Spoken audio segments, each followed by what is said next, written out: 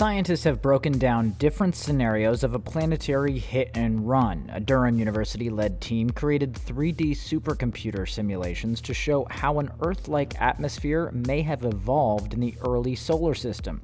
They ran over 100 detailed simulations of different impacts, changing the speed and angle of the impact each time. Researchers found direct hits and higher speeds triggered more erosion, sometimes completely wiping out the atmosphere and part of the mantle. But grazing impacts like the one believed to have made our moon caused much less atmospheric loss than a head-on collision.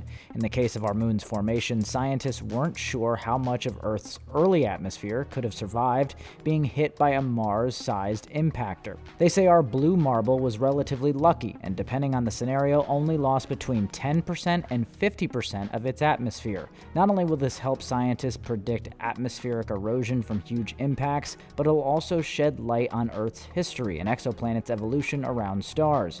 The team is conducting hundreds more simulations to understand the impact objects with different masses and compositions might have. The study was published in the Astrophysical Journal.